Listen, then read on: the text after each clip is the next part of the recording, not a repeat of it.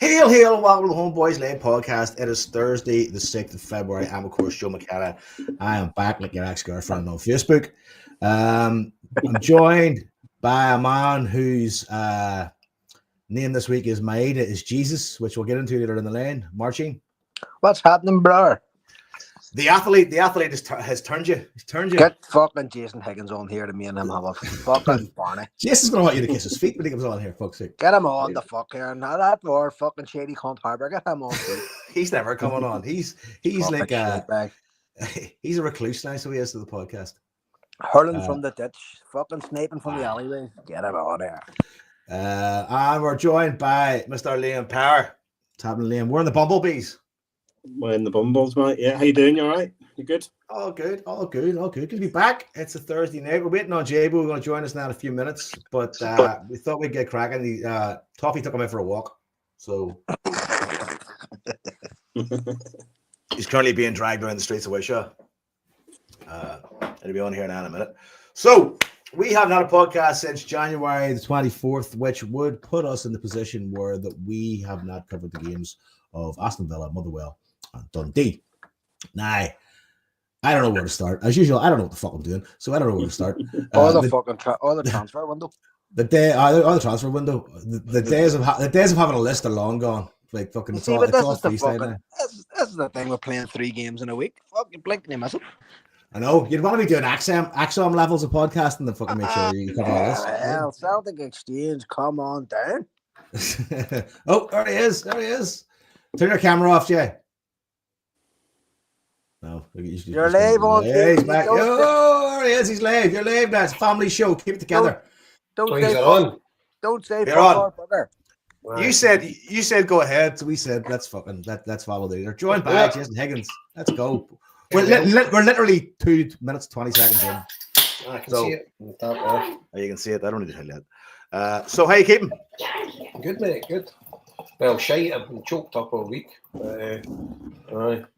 Kind of rubbish health-wise, but good Celtic-wise. Happy days. Is that Linda trying to put a saddle on Toffee in the background? Aye, she's just moaning as usual. Trying to hoof him. Trying to get a hoof on him. Putting the fucking bridle on him. Is that a blacksmith you need, man? So I was just saying there, Jason, we haven't been on since 24th of January, so we haven't covered Aston Villa, Motherwell, obviously that Dundee, it was last night, and all the transfer window. So I don't know where to start because I know that you went to the Birmingham. I know, Liam, you had a bit of a family kind of day, rather than whatever Jason had going on. So I mean, there wasn't like 9 a.m. Moe Shandon like there was that I seen on the Sean Kelly post. That was 6 a.m. 6 a.m. Fuck's sake. I was showing lads at work going, look at that. I was like, I feel hungover looking at that. It was at a nightclub that night. I was my fat night. He's a machine. It's unbelievable. Machine. He is, absolutely. Here's the thing. See when he goes to the pearly gates. So Peter's going to say, the fuck are you doing here?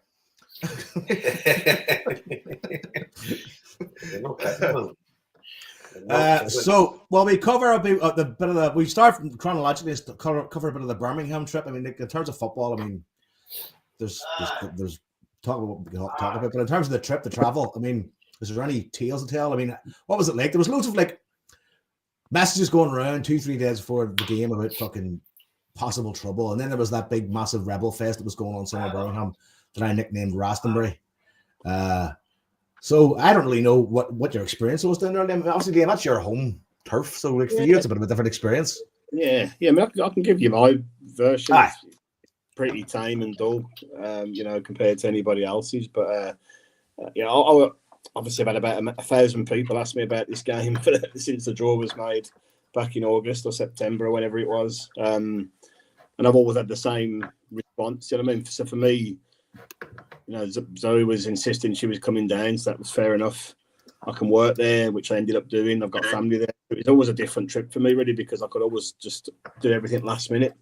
I didn't need to be kind of, booking stuff up too far in advance, hotels, tickets, whatever, for gigs or whatever. So, and then obviously it just ended up being quite a ball ache in terms of tickets right up until the day before, more or less, because obviously all the nonsense around how the tickets were getting sent out or collected in Birmingham and then collected in Glasgow, and then just fucking chopping and changing every 5 minutes. So that was that wasn't ideal really build up wise, because I didn't want to go down with Zoe without having a ticket for, which was originally going to be in the home end, but ended up getting us sorted for the away end late on, which was really good.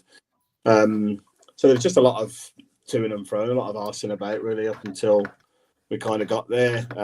So she ended up actually going down on the Monday with a friend, and my pal took her and his daughter down. He was going down for a few days as well, so she headed down, which was handy. Then I managed to get my tickets on Tuesday from Celtic, and then jumped on an early train while I was working and got down there for sort of 5-6 o'clock. So I met him in New Street Station, in a pub in New Street Station. There was quite a lot of Celtic about at that point in time. They looked like they travelled much earlier than me, and spent the time drinking, which is much wiser than me on my laptop on the way down. So that was just for us. It was kind of quite a quiet Tuesday, and then just with family. And then Wednesday, I went into work early. I went into work early in the centre of Birmingham. Worked until lunchtime, and then I'd seen on Facebook various people arriving in pubs that were close by. So I jumped out and went across and met a few people, including Sean, who looked absolutely fresh as a daisy at 12 o'clock, despite his champagne breakfast. He looked $1 million. Met Paul and Becky as well, and a few others. So that was good, and you can kind of get the vibe of it, what was happening, because the pubs were filling up. That was at midday. The pubs on Broad Street were filling up, or almost full up, with Celtic fans, and just even walking through the town, Celtic fans everywhere. So you could sort of see there was going to be a bit of a vibe there, but obviously I didn't really go back for any of that. Jason probably might have seen a bit more. He can add a bit more on that position. And I ended up just kind of going, meeting my brother, meeting some other Celtic fans kind of local to where I was brought up. I went to an Irish club in the afternoon. There's a couple of buses from Glasgow. I went and met them. I had to do some ticket swapping in there. So I went and met the Lisbon Lions bus and the Salt Market bus. So a few people knew off those buses. Went round and met a lot of Villa lads that I've known for years in an Irish club just by the ground, and then walked up to the stadium about 6:30. And I think I've said this before, at Villa there's a full fan zone for every game. It's right in the stadium concourse, and they have bands on and bars and everything there. You can just get in with a match ticket. So I ended up doing that with my sister, my nephew, my cousin, a few other people, and then walked round to the away end about 7, but it was all kind of cordoned off, so it's quite difficult to go from one to the other. And just as we were getting let through the cordon, some Villa fan came up singing a choice song, put his head through to the Celtic fans to make sure they heard, and was swiftly dispatched with a crack to the head. So that was quite entertaining as we walked in. But I think it gives Zoe a bit of a fright, because it was right in front of us as it happened. But once you got through the cordon, it was absolutely fine. It was just then you were kind of into the away end, and we were at the bottom part down the stairs. Met loads of people I knew once we got through that bit there, and then that was us in for the game. We can come back to the game shortly, but so it's a pretty unadventurous day for me, really. In terms of getting there, like I said, Jason, you probably had a different experience and a different bit of build up and buzz for your travel down. Not really. It was kind of uneventful and all. On the way down in the train was absolutely bunged, and everybody was going for it, and it was a right good carry on, and it was like, you were thinking to yourself, this is going to fucking be mental down here, right? I mean, I arrived in New Street at 2 o'clock, and Celtic fans everywhere, and we just got out, and we were staying up on Broad Street, so we walked it. Never seen a Villa fan all day. Walked up to Broad Street, pubs jumping with Celtic supporters, checked in the hotel, ended up, we booked that Indian place with a bar next there. So they end up now about 30s in total, 30 odd, 40 or something in there. Cracking meal. Boy, my brummy mate, Mally, used to work with, he came and met us, one of Joe's pals, he came. There was just loads, and Paul and Becky were with us, and Paddy Joe, he'd come out for Puerto Rico via Belfast, and Seamus and that, and just, we had a brilliant day. And then we were all going to get taxis, but we've got a jungle juice in as me, Sean, Magoo, and our Joe, and that. We're like, fuck it, we'll get a train. So we walked all the way down to Broad Street, down to New Street, met a lot of the Celtic boys outside in the railway, and a couple of drinks in there. Then we says, we better get to this game. Because hardly anybody was going to the game, do you know what I mean? Everybody was just staying about. And we didn't even get near Digbeth, didn't see any of it. Never hardly seen a Villa fan, gets into New Street, gets the train to the game, gets off at that Whitton Street or whatever it's called. And it was nearly all Celtic fans, a couple of Villa fans, they were all right, half and half scarves and all that shit. And gets into the game, no bother, strolls straight in, gets in, and then fucking they're 2-0. Well, obviously. Then after the game, we headed back up to Broad Street, end up in that O'Neill's place was jumping, and I was bluttered by that time, so I was in my bed for about midnight, and Joe and that stayed out. I think Sean stayed out to shutting time, and that was it really. Next day was good. Met up again in Broad Street, got a bevy there, headed down, get a train up the road. That was some crack, brilliant. End up in the Railway Tavern and then home, but very, very uneventful for what I was expecting, you know, for all the shite online and they'll do this, they'll do that. And I'll tell you one thing, a special mention, see the Birmingham police, they're fucking brilliant. They're so accommodating and so nice to us, do you know what I mean?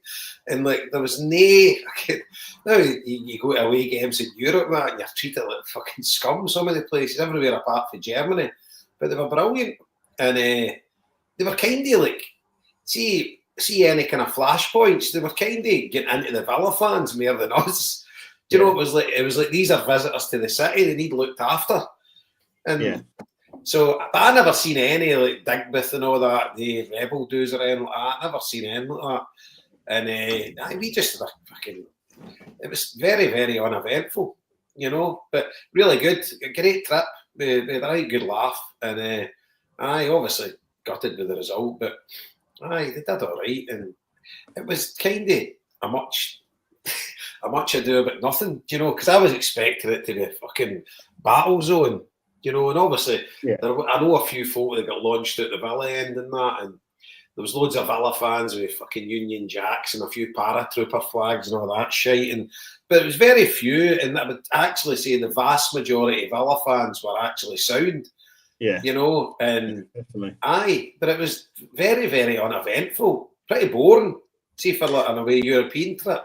Yeah, because it was Jason. It was really funny to see after the game or the next day, you know, like going through Facebook and whatever, and seeing people posting the most scummiest fans I've ever seen, I've ever come across, and I'm like, there was about 30 of them waving flags next to the away end, but other than that, they were generally just staying. There was loads of half and half Celtic scarves across tons. And you know, loads of them. And I've spoke to a lot of people since, and they've said they met Villa fans around the town and in places. And in my experience, everyone I knew as a Villa fan were all excited about Celtic coming down and having that fixture. Like, there was not really much apprehension there at all. And everyone else I spoke to had very similar experiences. Do you know what I mean? That anyone they met randomly, they just had a good crack with them, like, you know, a bit of banter. There was no. No, Villa's got its element, but it's only a small element. It's not like anything compared to some other clubs there. So no, definitely no. And the vast majority of it, as I say, we met very few Villa fans, but the few Villa fans, I'd say the vast majority of them were absolutely sound, and there was no hassle whatsoever.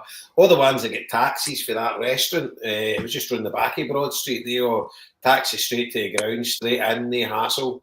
Police bang on, you know. It was just fucking. It was like a non-event, you know. Yeah. I thought the atmosphere was pretty shit in the game as well. I thought it was pretty shit. We were in the front, but it was better up the back. We were up the top section, but there was a cracking flag, that tricolour, the Prowler, Michael Fagan, the Prowler, CSC, and obviously fucking that Prince was there. But I don't know how it came over on the TV. Obviously, Joe and Marty can tell us, but I thought the game, it was a bit of a letdown, really, you know, song-wise and atmosphere-wise. I mean, Villa don't have a massive repertoire of songs anyway, to be fair to them. But I didn't think the away end was pretty up to much either, to be honest with you. So, and I've seen some one of the Villa players says that's the best away end he's ever seen at Villa Park. And I was like, I've seen him. Was it Rogers? I think so. It was absolute shit. Do you know what I mean? It was like fucking just. Obviously, you only got a limited amount of tickets, and loads of the fans can't be there, which is crap, you know. But it was just nothing really much happened. We had a better day in the fucking Thursday, you know, the train on the way up the road. That was a great crack. Yeah. But nothing really happened, and what I was expecting to happen was none of that. You know, there was no fucking. Didn't see any trouble at all, and everybody was dead nice, and it was just, it was a great day, and that. So there wasn't really nothing to report, really. I don't think there was any bother, was there? I mean, there's a few punches thrown here and there, but I don't think there was any flashpoint at all. I mean, the Green Brigade walked about the town for a bit, but I don't think anything came of that. And no one I've spoke to on either side has said anything they've seen or heard kind of kicked off anywhere. Well, as I say, I worked in Birmingham for about 3-4 years. And I was in Birmingham loads of times when Villa were at home, and run about the Broad Street area, you hardly seen a Villa fan, and it was exactly the same that night. And it just, I don't know, they must not really hang about town, because it's miles away anyway. Aye. They don't, to be honest. I mean, they drink in the pubs around the New Street, like the Temple Bar, and some of the older bars, not Temple Bar. I forget the name of it now, but there's a few 3 or 4 pubs around by the station. But you know, a lot of Villa supports either from the north or further south, so they would just go straight to the game, really. And they've got more options around the ground than what we've got to have a drink. So it's never been a thing really for Villa. Can I ask, am I mistaken, or did Ozzy Osbourne play for Aston Villa? I don't think he played for them, did he? What the fuck was the story of that tifo? I actually don't know. I don't know, mate. I seen that. I was like, surely you've got players you could put on that fucking tifo instead of Ozzy fucking Osbourne. Like, I mean. Yeah, that's a good point. Actually, mate, I've got no idea what that was all. I can't even mind the tifo. It was Ozzy Osbourne and fucking. I don't know. It was well made, like, but I was like, surely you've got a fucking memorable Paul McGrath or something like that. They're fucking somebody. Steve Stone. Yeah, I mind it now, but it was just like. When we go into the game and all that, I was expecting fucking 7-0 at half time. You know, when they went 2-0 up, we were like, fucking hell. But just it was like nothing really to report at all. Like, had some mad European trips and that. This was nothing like it. You know, I actually thought on the way down in the train, I says, this is going to be fucking brilliant. You know, because the trains are right good buzz. It was mobbed, and I think all the trains on the way down were absolutely stowed, but I think nothing really happened. Trains all went on time. Fucking. What did you hear, Jason, about buses getting back? I don't know what sort of time people got back to Glasgow. 6 and 7 in the morning. Fucking hell, man. I mean, it was a nightmare because all the buses parked in the city centre, at Digbeth. So if you had the only buses that got up the road earlier was the buses where nobody had tickets. Yeah, because they could have left straight after the game. Do you know what I mean? So if there was one person on your bus with a ticket, and I know loads of folk that went down in buses that didn't go back in them. Yeah. That were at the game says fuck that and booked into a hotel room. Because there was loads, see when we were getting the train up on the Thursday, New Street was stowed with Celtic fans and loads of them would get buses down, but it obviously made ulterior arrangements to get up the road because the thing is, if you had 2 guys on your bus with tickets, right, and 40 odd without tickets, they'd to wait in the 2 guys an hour queue to get into the train to get back to New Street, and then when you get to New Street, you've got a 20-minute walk to get to the bus park. There's people coming off the train asking, "How'd you get to Digbeth?" Copper's like, "I don't know." Do you know what I mean? It was like it wasn't that far. It's only probably a 10-minute walk, but like if you don't know where you're going, obviously you could end up anywhere, couldn't you? That's aye.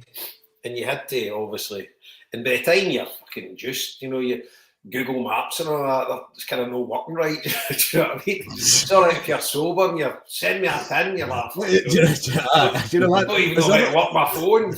There's nothing worse than being the guy in charge of a Google Maps fucking journey, and you start fucking it up because Google Maps isn't cooperating. Because then you're the cunt. Because I notice, like, see when I'm away in trips and stuff like that, I don't even take my phone out of my pocket. Do you know what I mean? I don't take photos, don't fucking do any of that. And like, I'll just blindly follow folk. I'll get somebody else to do it that's fucking half compass mentis and just fucking walk beside them. But I don't even, if somebody's trying to phone me or that, I'm fucking half higher. Aye, where were we when you put us on the train and we went the wrong way? Was that not in Germany somewhere? That was that exactly. That's my point. That was us sober as well. Do you know what? Actually, speaking of Germany, I remember we went for a kebab and we followed you, Jason. You go, oh, for a kebab, and you follow these Muslim guys into a sheesh bar. I was like, this is not a kebab shop. Aye. So yeah, I'm never really in charge of directions. So that's that. But aye, uneventful, mate, and just want to name it. It was good, but great, actually, brilliant time. And I didn't even see like in the way up the road and that, you're talking to folk in the train, that nobody really had any stories of anything. You know, all we were talking about, the boys I met at the game last night, like, that bar was brilliant with the curries and the tandoori stuff and that. Did you just get a curry? I said, how do you get curries? He said, we just get starters. I said, that was enough. But the boy just kept shitting the food out. Pints were absolutely delicious. Seamus, he drinks vodka, but he was drinking that pints of that Star Ramen and the pints of Guinness, $5 a pint. Fucking beautiful, man. And so we just stayed in there all day. Must have left there about 6:30, 6:45, and made our way to the game. So it's safe to say Birmingham's a pleasant trip. Aye, very good. A gentleman's away day. And I've heard loads of folks saying it's an absolute shithole. See the ones that hung about Digbeth and stuff like that. I could understand why you would say that. But for where we were, if you get off at New Street and you head up to Broad Street, it's lovely. Yeah. You know? Yeah, what I would say is at the end we went, so when you come out the away end right at the end, basically I was convinced we'd get kept in for an hour, and the police just, and as you said, Jason, the police obviously are used to big away crowds, right, on a regular basis down there, so they can manage them better. And they let us straight out, which really surprised me. So there was like a ring of steel from the turnstile right to Whitton Station. So there's like a line of police vans all the way down with dogs either side, and then police. And when we kind of got kettled a bit right at the entrance to the station. So what I'm assuming is a train came, filled up, and then went, and then the platform was full. So that's why they stopped us moving forward. And it was pretty wild at that point. But obviously you've got the police fans in between you and the Villa fans. But you think, fucking hell, if any of them get through either side, it's going to be a carnage here. But we had to step out of that cordon because we weren't getting the train. We were just going back to my family house. And I thought, fucking hell, as soon as you step out, you're going to get pounced on it. And it was like a Narnia thing. As soon as you stepped out the cordon, it was just complete peace and quiet. There were Celtic fans walking around with Celtic tops on. No one was saying a dicky bird to them. So it was quite bizarre. But, you thought it was definitely going to spill over and kick off there at the end. But absolutely nothing once you came through and got out again. Aye. It's like, Valla, to be fair, haven't got like a fucking raucous support. Do you know what I mean? They're kind of quite reserved, They just all go and watch the game. They don't have a mental support. I mean, there's a dozen other clubs if you played them in England that would have fucking been bonkers. But it was kind of like the perfect team. I mean, apart from when you go to Liverpool, so Everton or Liverpool, you're all right there, but probably any other game in England, there probably would have been trouble, Yeah, no, I'd agree. Aye, but there was nothing at all. It was like, and how did the Villa fans get into the city centre then if they just did the train for us? What did they do? They wouldn't be able. No, the next one is Aston, but it's on the same line, so it wouldn't really work for them, to be honest with you. So I don't know. I think the police prioritise the away fans to get them out. Guys, because there's only 2,500. Get them out, and then the Villa fans can do what they want. They can go for a pint before they need to get the train back or something. Yeah, so you got the Whitton Arms, which is across from the station. So I think there's a few pubs and stuff, and you can probably, I don't know if you can get a drink in the stadium after the game or not, but so they've got a few more options. But I didn't even realise, Liam, right? I didn't, because Seamus and I looked at it and he says, listen, it's only a 40-minute walk to the game. It's only like 3 miles. I thought it was much further. I thought it was like miles away, but they said Google Maps was saying like a 40-minute walk. Yeah, so you but could have there's done no that way. bother. Nah, you wouldn't walk. You wouldn't. I mean, with the numbers you could, but they're not areas you would walk through. Honestly, man, trust me, I went to school in these areas, so they're not places you would stroll about in. Right. Okay. I'm sure we would have bother. Well, that's what I'm saying. In numbers, you would have, and everyone's steaming, you'd be fine. But in general terms, you wouldn't walk that. Not at all. Okay. Just say we know Liam. We just say we know Liam Power, and then fucking sprint. Exactly. That's why you wouldn't. Do you know? I had a perception it was absolutely miles away, and you couldn't walk it. But they were saying Google Maps 40 minutes. We could just fucking hightail it, but or could you end up just getting a train anyway? It was no bother. Yeah, just nothing really fucking happened. So. And I think on the game itself, obviously before the game, it was a massive blow to us. You know, Maeda getting sent off was a huge loss because he was, for me, knowing Villa as well as I do, he was going to be our main. I mean, he's probably our main player at times anyway, but that's where they're weak. He's probably at right back with Cash, who ended up going off as well, injured, and I think Maeda could have caused real trouble for them there. And then obviously Kyogo in the same week. You know, that you kind of. You're cutting your balls off, aren't you, really, there in terms of what you can do going forward. And I was pretty shocked. Well, Carter Vickers as well, then dropping out the day before, another big blow. But I was pretty shocked that Yang started because for me, I thought he would have played McCowan or someone out there. He's kind of he's a man down at that level, really, isn't he? Let alone the SPL kind of level. So we were starting with one hand tied behind our back, and then we had the other one put behind pretty quickly with the 2 goals in 5 minutes. And same as you, Jason, I said to Zoe, look, if it's 5 at half time, I'm away. And she went, Dad, you can go. I'm not going. You'll be going yourself. It was shocking. I was like, with one hand tied behind your back, and next thing you're sticking your own finger up your hole. You go, fuck, this is terrible. And see, the thing is, they should have been about 5 up. Yeah. You know, they had some chances. Yeah. You know, so they were riding their luck. It's I think the strength of Villa is their physicality and their pace in the middle of the park. You know, Ramsey and Rodgers they're exceptional, really. And you know, Alex Johnson's one of our best players, but see how fast the thinking, the movement was for that first goal. That totally just took him out of play with a 1-2, and then ball across in, boom, done. Do you know what I mean? And we were like fucking shell shocked. And then the second one goes in. Obviously, we can't see the deflection from where we are, but he just looked like he'd put it in top corner. See, I think Schmeichel would have had that had it not been for the deflection. Exactly, Joe. And did we not have that in Dortmund? Did we not have 1 or 2 of them that took a little nick on the way in there as well? I think you're right, But you're definitely stepping up in class. You know, obviously we'll get to last night's, but you're pumping Dundee and guys are like, I think we could take Bayern Munich if we play like that, and you're like, no, wait a fucking minute. You know? And it's like when you play teams like that, see the slightest mistake you make, they're on you. And they kind of, I don't know, it's like they lull you into a false sense of security because they give you time in the ball. Like, it's not like seeing Scotland, like Celtic's really good at that fucking, the buzzword of the moment is the heavy press. Do you know what I mean? But they do it as well. But the kind of, if you get the ball in like a defensive area, passing it about the back, they're kind of happy you having that. But they'll pounce when it's right, and as soon as they pounce and win the ball back, there's 3 of them are like fucking lightning. Do you know what I mean? And then you're just fucking, you're all over the shop because if you've pushed men up and they get the ball off you, they can rip you apart in 2 minutes. And I think that's the difference when you play the quality sides. If you don't keep possession of the ball and you give it away or you misplace a pass, you know, and you get punished, you know, and that's the kind of difference at that level.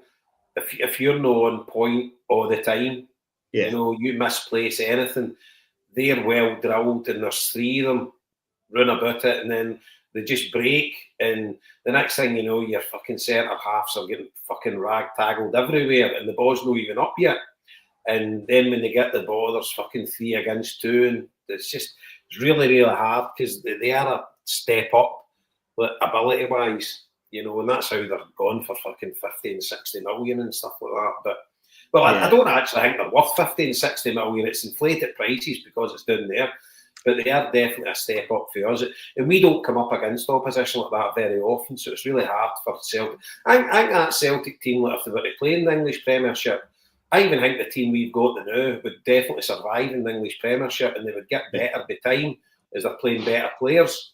but it's really, really difficult when you don't meet that level of player very often. You made a good point. You made a good point earlier about their strength in midfield. See the third goal they scored? That was all about strength on the ball. The whole goal.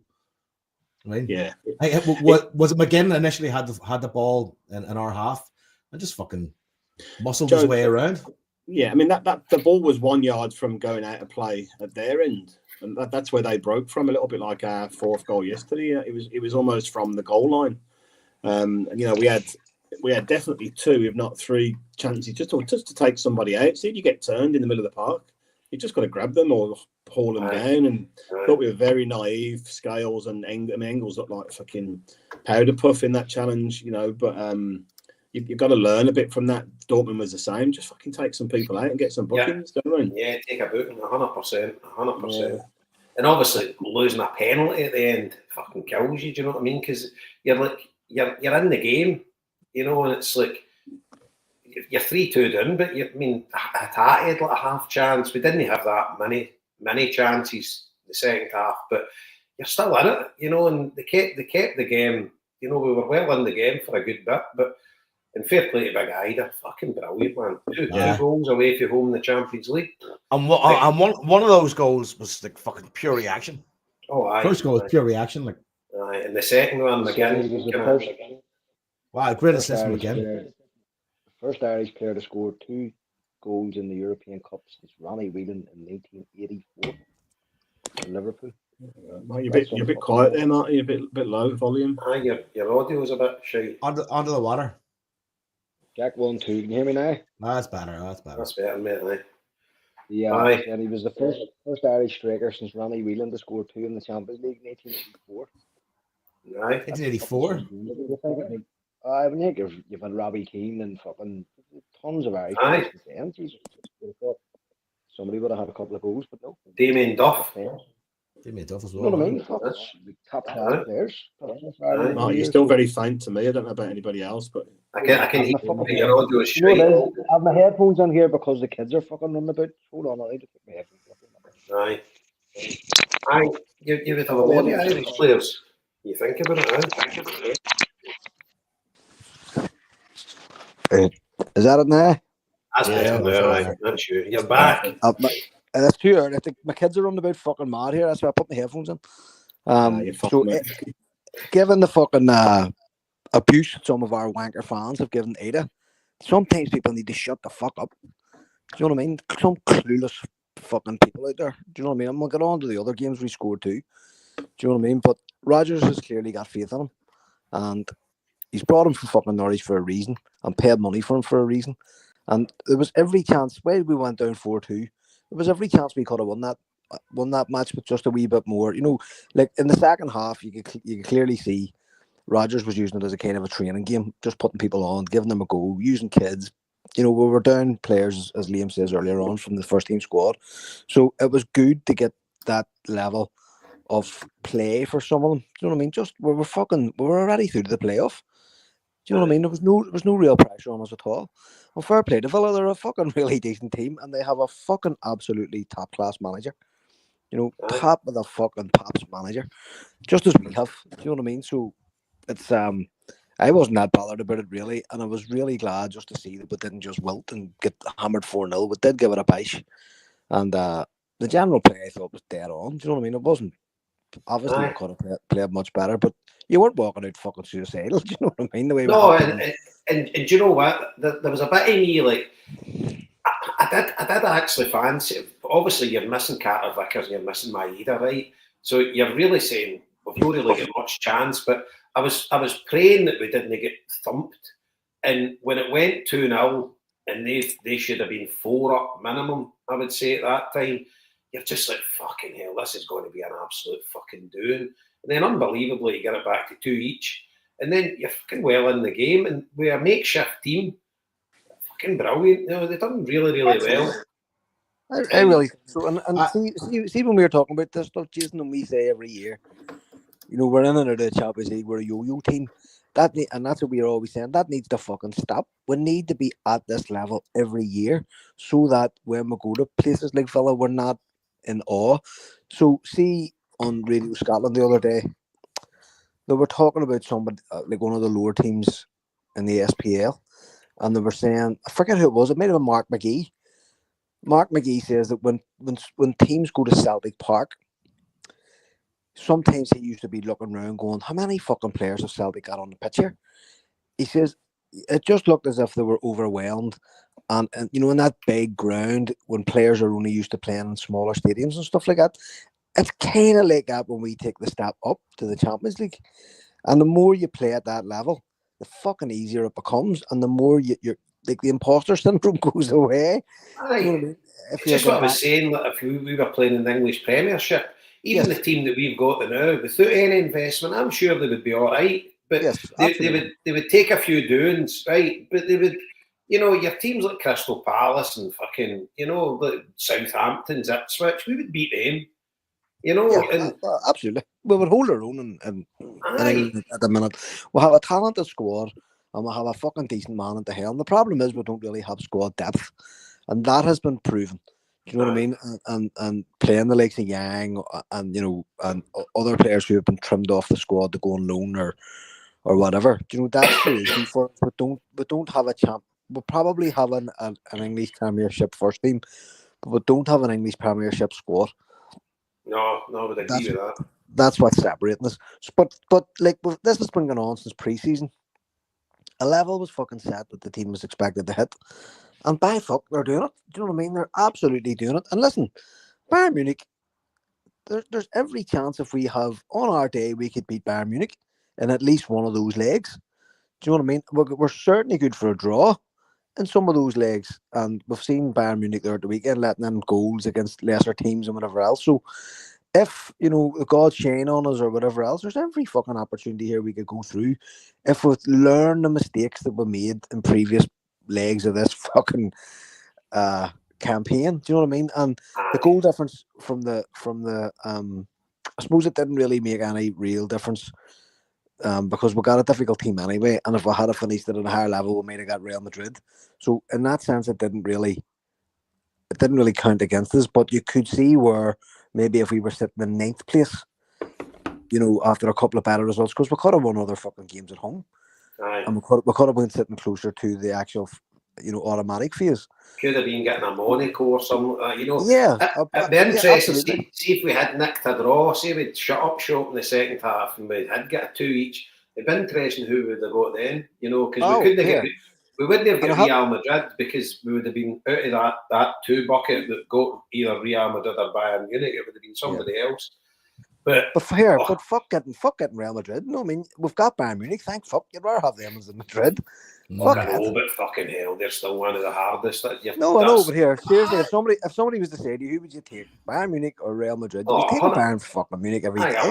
Plus, you get the Boo Hurricane, which is the best part about it. See the thoughts they had fucking Vickerness Jr. can't run at us again for fuck's sake. I would put you in the night sweats.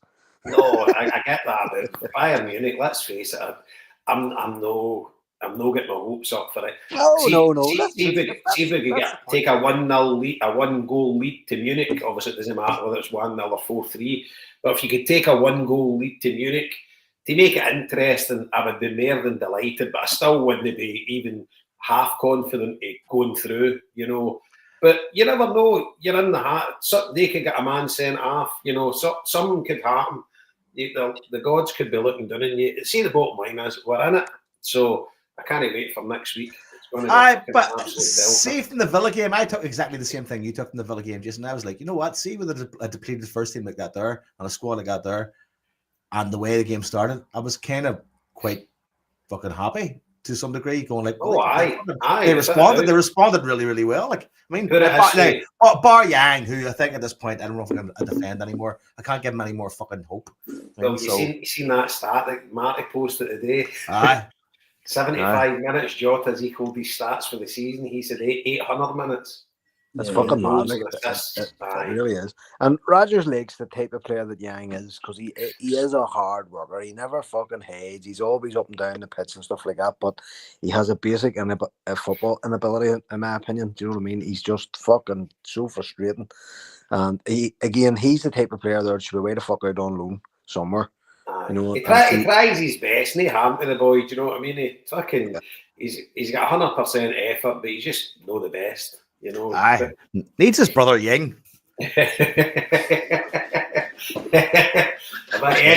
bit equilibrium. Aye, what I mean, keep him balanced. Aye. Jason, I had a quick look. I had a quick look there with some dirty maths, and we would have got Milan or PSV. Would have got a point. There you go. So there you go, mate. Aye. So what a difference that would have been. You'd have took Milan over PSV again. Fuck me. The thoughts of them bastards coming here. Jesus Christ. No, PSV. Yeah. PSV, sorry, PSV. Yeah. Sorry.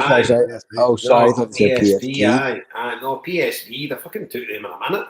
Oh, sorry. But see the thing is as well, but you actually, then, this is going to sound daft, right? But see if we got like a Brest, a Monaco, a PSV, or to a certain extent an AC Milan, who aren't near the best team in Italy, right, at the minute, you would have had like expectation that there's a fair chance. I'm not saying you'd be confident of going through, but you would be like, we've got a fucking good chance to get through here. Whereas if you get knocked out, you'd be fucking sick, right? Whereas Bayern Munich, we've kind of got a free roll of the dice because nobody really is expecting us to go through. Exactly. We're in it, and that's all you can ask for. At the start of the tournament, if somebody had said to us, you will qualify and you'll get Bayern Munich, then everyone is with a bit of hand off them. 100%. All right, fucking right. Aye. 100,000,000%. But I mean, I think the one thing that's probably denting the kind of belief is the fact that Maid is out of the first game. Aye, big time. That's massive. Because I mean, you see it against Villa, you could see quite clearly what was missing. You could. Oh, you can. I suppose the only saving grace is, you've got Jota going in. Well, that's what I was going to say next. I Yeah. think. I mean, it's not the same, but it's maybe 60% of what you're missing. Fucking hell, man. See, as soon as you mention that boy's name, I'm still pinching myself. I cannot fucking believe he's back with us. See, like people moaning about the transfer window. I'm off on a tangent now, right? I just couldn't get it. Because, all right, we lost Kyogo, and it's a gutter, but he wanted to go, so fuck off, right? Simple as that. But see us getting Jota back, I cannot fucking believe it. I was over the fucking moon. Mind the time he was in New York and we didn't know if he was going to come back to us. He didn't. He's playing 7 assists in Coney Island, fuck's sake. Exactly. And see when he signed, I was fucking delighted. You know, like, fucking hell, we've got this guy. And then when he finished at Hampden, his last game, and you're just like, fucking, we'll never see the likes of that again. Do you know? And he's back now, and you're just like, I'm just still pinching myself. And he was warming up, right? For me and Liam were near the front of Fir Park, and he's warming up, and you're just like, fucking hell. And I was watching him warming up, and you're saying, you can't really tell how sharp he's going to be just by warming up, but he looked pretty fucking sharp the way he was warming up. And then he comes on the park, and you're just like, fucking hell, he's still good. Because there's that wee bit of doubt, because he's been out of Saudi, and I've never seen 5 minutes of any game in that league.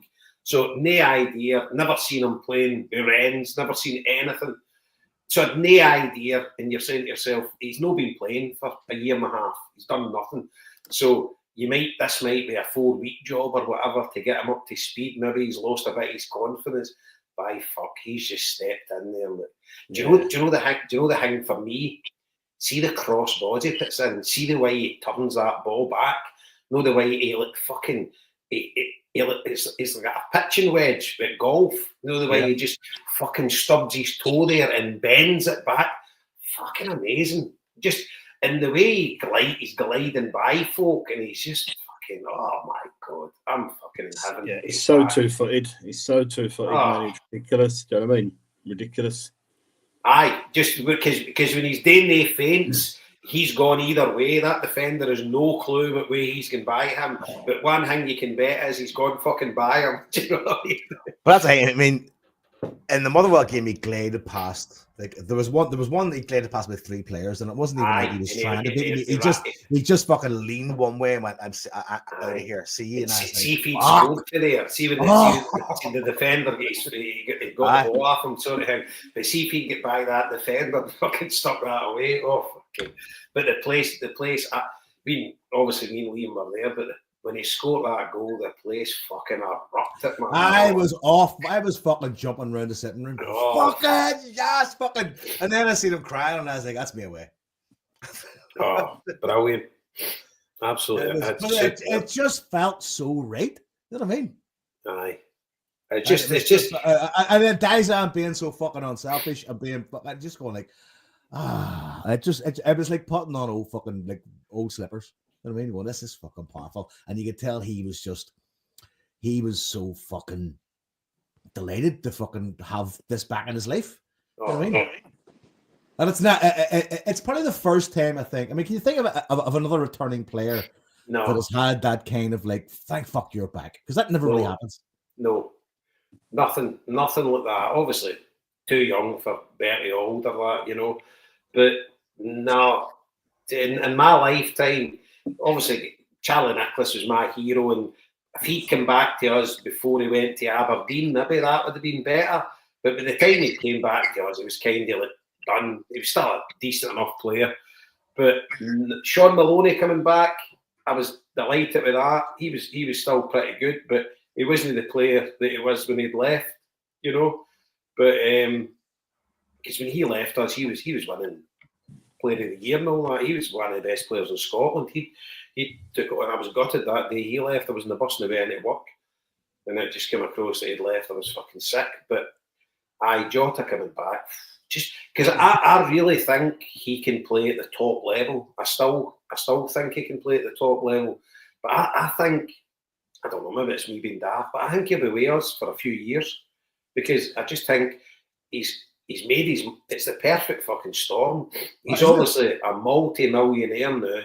He's had 2 other experiences in football that have been absolute shit, and he's hated it. But he's fucking banked fortunes, and he's now back to a place where he fucking loves, and everybody loves him. And he's just like, fucking, why do I want to go anywhere else? Maybe that's me being stupid. Because a big team might come in. You're 100% right, I think, because he's done an entire football career in a year and a half. I mean, when it comes to making money, you know what I mean? Joe, we said this at the game Sunday. He looked like, when you see him with his tan and his hair, he looked like he's been backpacking for the last fucking 18 months around Thailand before he came back to us. Brought the training in fucking Saudi Arabia about Sherpa. Yeah, but you know, the most interesting thing is, at the start of next season, he's probably going to be the second best returning Celtic player on the left-hand side of the pitch. Never mind in our history. So, do you know what? I fucking haven't thought about that. Fucking getting the gang back together. Let's get the gang back together. Did KT ever play with him? Did he? No, I don't think so. No, because was he an Ange signing or no? Was he a Brent? No, he wasn't Brenton signing. I can't think. Jota wasn't an Ange signing. I don't think. Yes, he was. Yeah. Was he? Was he? He signed the same day as Carter Vickers, didn't he? He was on loan, but before that. No, but he signed on loan the last day of the first transfer window, didn't he? Him and Vickers the same day. From memory. Sure, Carter wasn't Carter Vickers a loan deal too? Aye. Yeah. So was Jota and Ange signing then? I thought the two of them joined the same day. You could be right. I've no clue. Are we going back into the Jota loan deal territory here? Because I can't live with that again. I'm hopeless with this stuff. But I'm pretty sure. Yeah, I'm pretty sure that was the big thing. We signed them two on the last hours or the last day of the transfer window. I'm certain. Right. You're right. And I'm clueless. My timeline's fucking all over the place. No clue. I seen a fucking. Let's see if I can find it here. I saw a list of the following year's transfer signings. Talk amongst your fucking selves here and I'll try and dig it out. Aye. But as you say, the 5.5-year deal, is that right? 5.5 years? Couldn't believe that. So you're totally protecting yourself, because if he goes, he's going for big money. Yeah. You know. And this is I cannot get my head around fucking English clubs with fucking pots of money. And you look at this guy, and it's just their snobbery down there that they don't think is a barometer of Scottish football. When you when you watch fucking Virgil van Dijk, it didn't matter who he was playing for. You knew he was fucking some football player, right? And Southampton got an absolute bargain. But you look at guys like Jota as well, Maeda, Kyogo to an extent. You know, you look at these guys could play football anywhere in any company. But it's see for us too. It's difficult to attract that level of player to Scotland. Do you know what I mean? So That's why I can't believe that he's back to us. yeah, but see things like it's like the grass is greener experience that where you saw Jota's actual emotional reaction to being back and scoring that goal, standing in tears. Do you know what I mean? See for us to attract players, they'll be watching that going, what the fuck? Do you know what I mean? What's going on in that club? Do you know who? What? And that's what you'll be saying to players who are coming. Listen, see if you want to come here. Look at the fucking atmosphere we've created for players where they're coming back from multi-fucking, tens of £1 million contracts to come back and play for us. And every single one of the clickbait things in Facebook, when you've got some German international going, what was the best stadium I've ever played in? What's the best atmosphere? Yeah. You just know it's Selleck Park's coming up. Yep, 100%. So here's the transfer when right. So compared to that, compared to when Ange came in, we got Kyogo, Carter Vickers, Jota, and then in the January window, then we obviously got Maeda and some of the other Japanese players. So was Jota the loan deal then?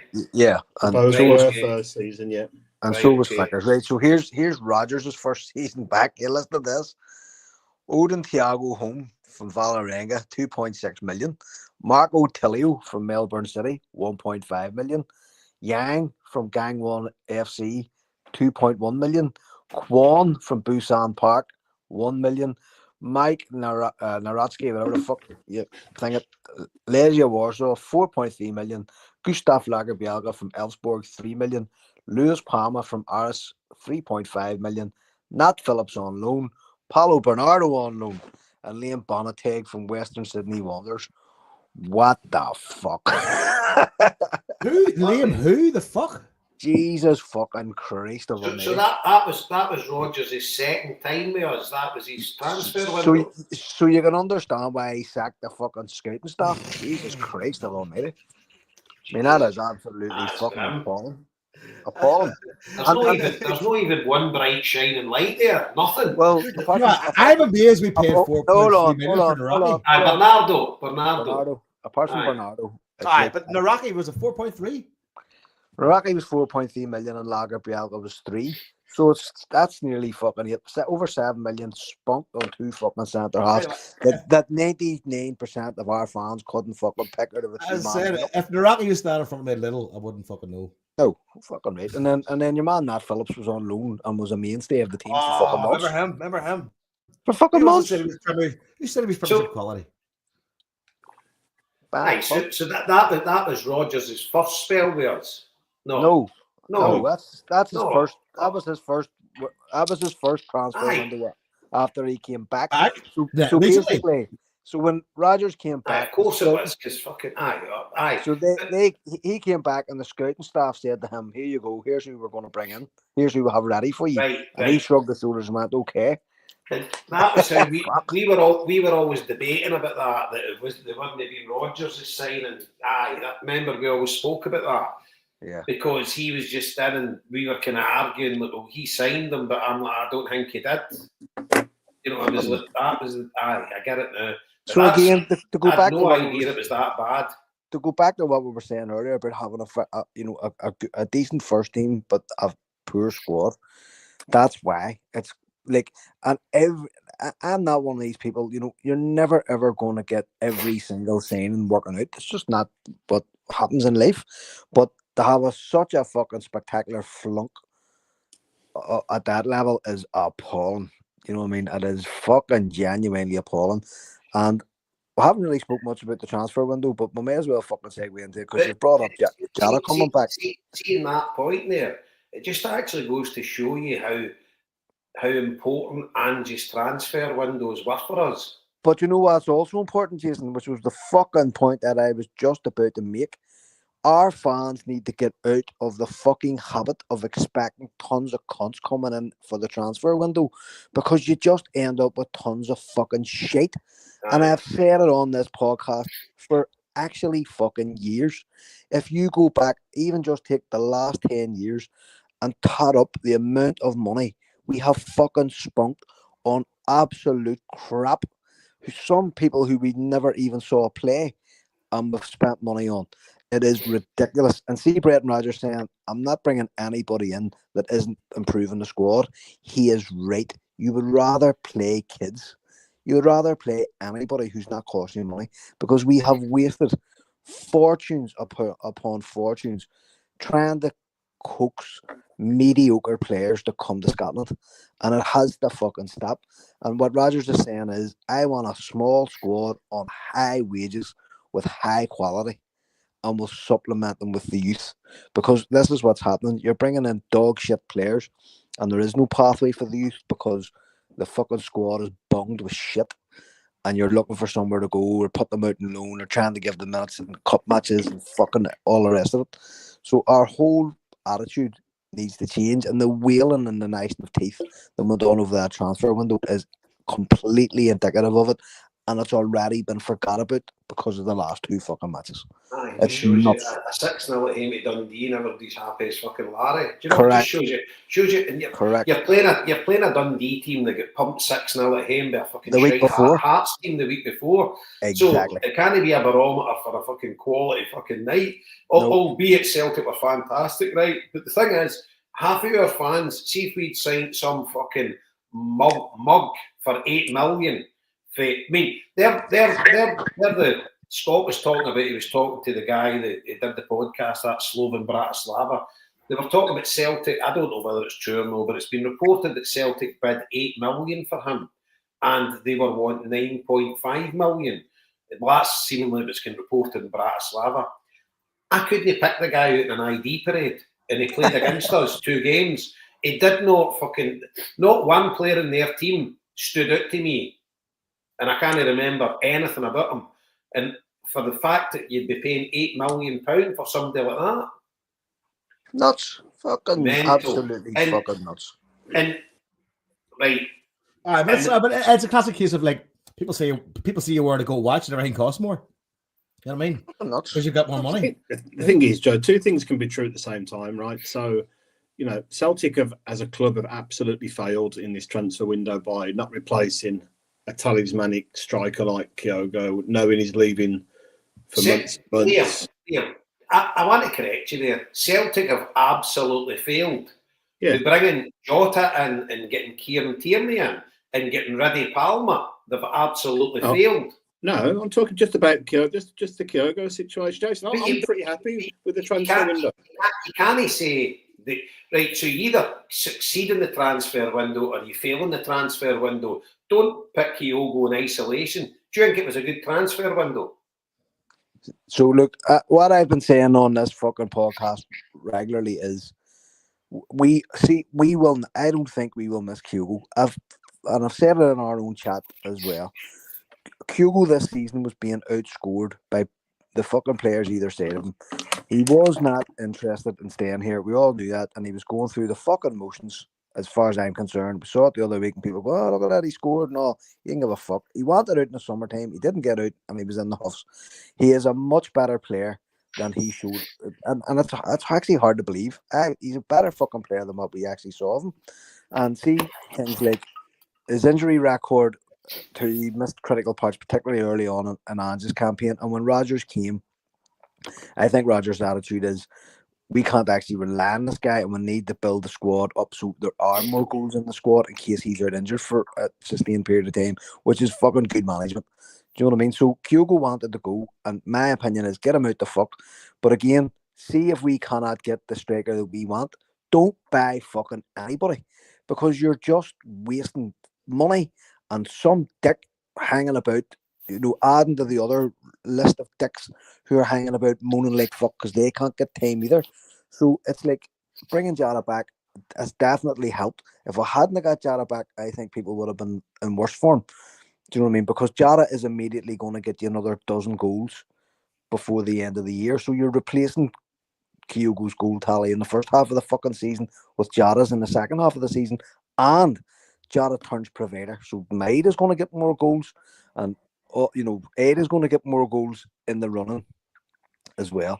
But, so it's actually worked out really, really well for us. Really, really well. I get the point, but Liam, what I was trying to say is you said we failed in the transfer window, right? No, Are you just talking about Kyogo specifically? Absolutely. Yeah, I didn't get to finish my point. Absolutely. Sorry. No, it's fine. Look, I'm really calm about this transfer window, right? The one you referred to earlier in the summer, where I was fuming through that transfer window, right? And it turned out to be fair because of how bad the players ended up being. After that transfer window, I did a deal with myself that I'm never going to get that invested in them again because you've got no control over them, right? What will be. And that's why we're saying two things can be true at the same time. The club absolutely failed in not being able to replace a striker like Kyogo, knowing he was leaving for as long as he did. I'm really calm about the fact that we're halfway through the season. The league's done. The cup's done. We've got Ada getting more prominent time now, and you're seeing the advantage of that straight away. We've got Maeda who can play there and he's scoring loads of goals. I want to see a lot more of Kenny, personally. And we keep moaning about not giving young players a chance.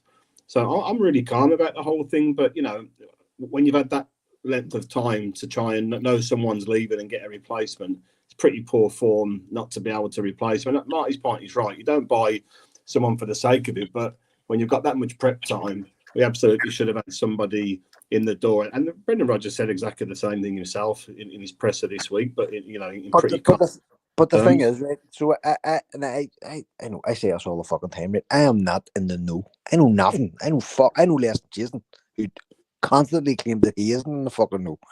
But somebody had said to me a few weeks ago, we think we've got this guy Kiskard, whatever the fuck, however you pronounce his name.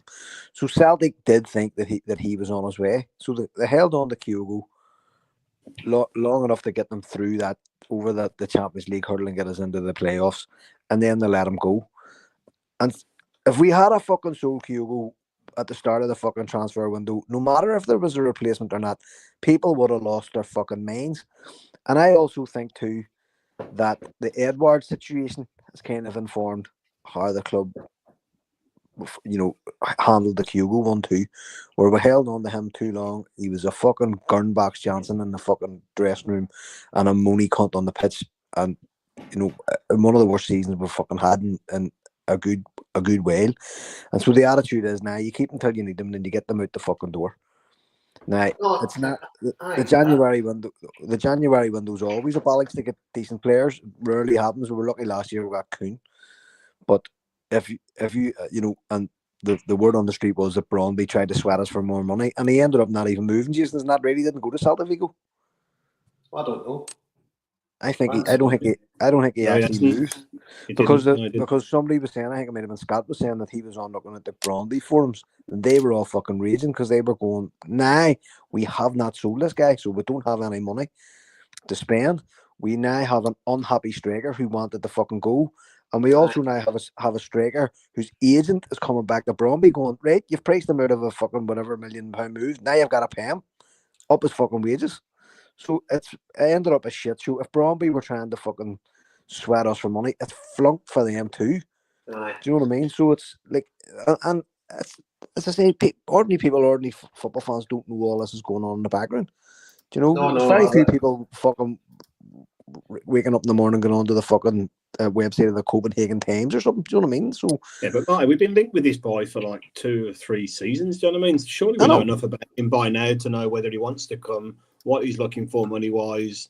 I don't have any doubt about that, Liam. But the point being is, if the fucking club that is selling him were playing silly buggers at the last minute, there's fuck all you can do. If they don't want him, and it's exactly the same position as we were in with Kyogo in the summertime. Kyogo wanted to move. There was a fucking move on there for him to go to America. Not only was the move on to go to America, the fucking cunts actually announced the signing about 3 weeks ago on the MLS website, and then had to take it fucking off. So what has clearly happened is is Atalanta weren't prepared to wait on him anymore and pulled out of the fucking deal. And at the last minute, then they went and scrambled to get a deal done with Rennes, which allowed us to get Jota back. That's how I see that has been. I don't think you'd be far off the truth there. But the thing for me is the Celtic board obviously. See, we were unaware of Kyogo's unhappiness really until he left.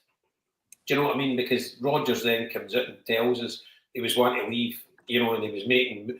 None of us were under the impression of that. But obviously, when you change agents, the writing's on the wall. You're not changing agents to try and fucking negotiate a better deal with Celtic, So if you change an agent, then you need to be off your nut if you don't think he's angling to try and get a move right, which is fair enough. It's entirely up to him. The thing Celtic gambled on was keeping him to the end of the transfer window to try and get us through in the Champions League. Exactly. Which worked. But, ironically, it's fucking 3 goals disallowed in Disney. It's Big Ida that gets us through in the Champions League. No, and you can see how fucking Kyogo was nearly killing himself to score.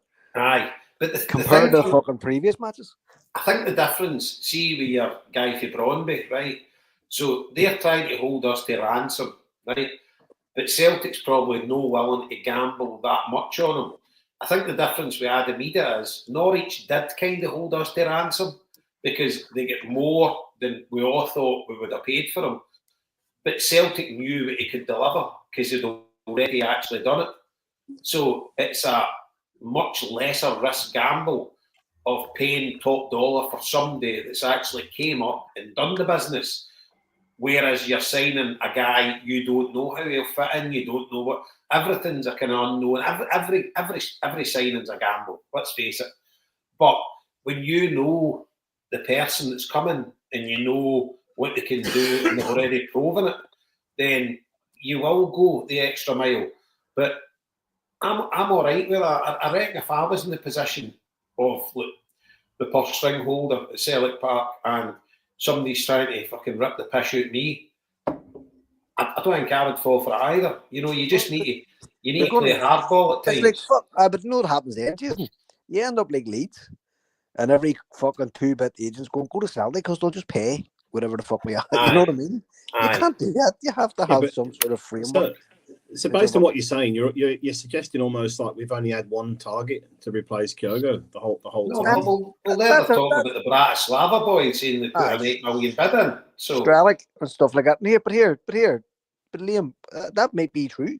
We might have only had the fucking one target. He may have been the absolute player that Rodgers wanted. And he was going, no, he's the only one for me, based on all the other fucking strikers in Europe that I think I can get. Which is fine. So if that's the case, I'm not saying pay anything for him, but we're the richest cash, like the most cash rich we've ever been. In modern times. But here's the fucking. But you still don't pass away another couple of million just for the sake of it. Yeah, hold on. Fools and their money are easily parted, and that's the fucking problem. Like, you have to stick with whatever boundaries you give yourself for whatever fucking reason you're giving yourself them boundaries. You have to stick to them. If it's an extra fucking grand a week in his wages or something, you'd be going, well, fair enough.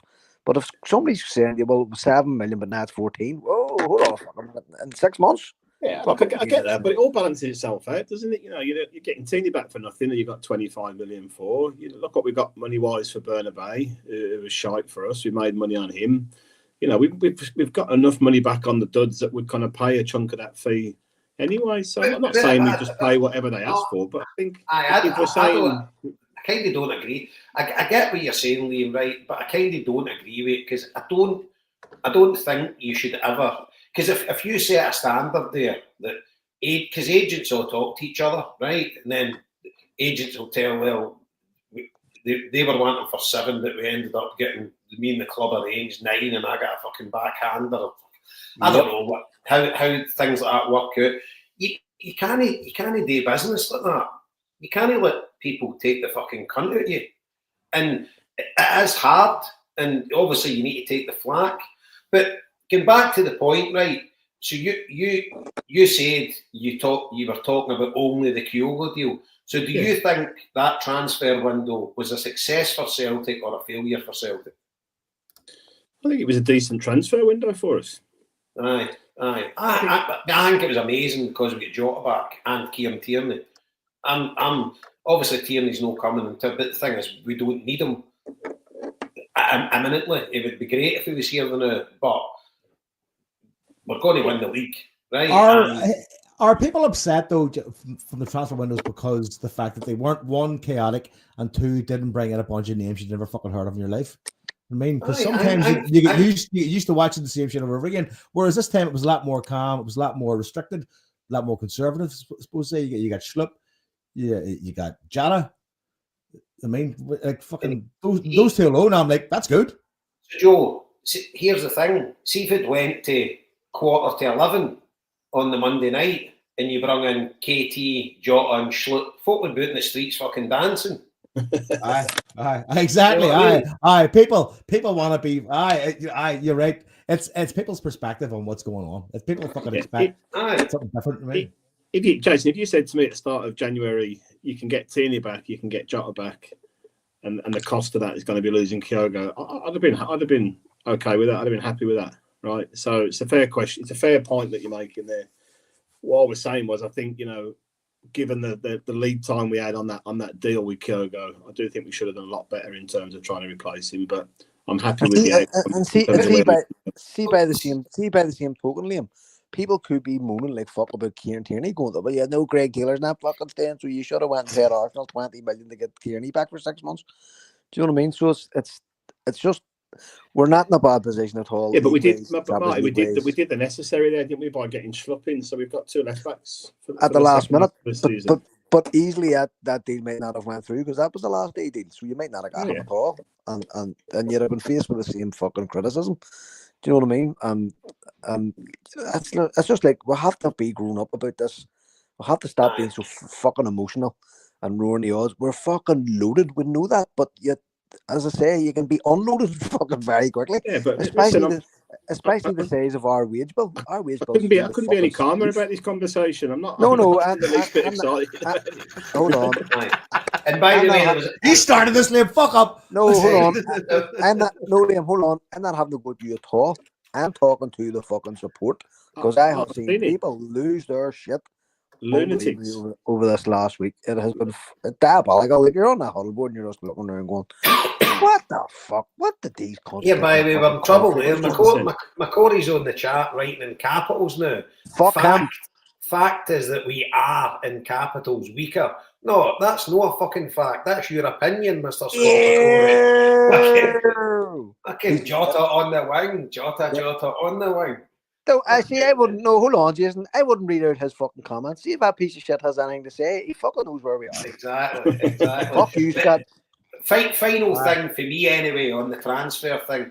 Thought it was interesting. Brendan Rodgers being actually open and frank as well, right? Saying that that's a myth that you can't get good players there in January, and he didn't think clubs were actually putting the prices up astronomically. So that we couldn't get them. He actually came out, and so I think that was a wee sidewinder to the board to say, listen, you failed me here, but you better not fail me in January. Yeah. You know. So basically, me, Scott, and Brendan are saying, "Fuck you, Jason and Marty. We're right." Me and Marty are going for dinner with the heated driveway.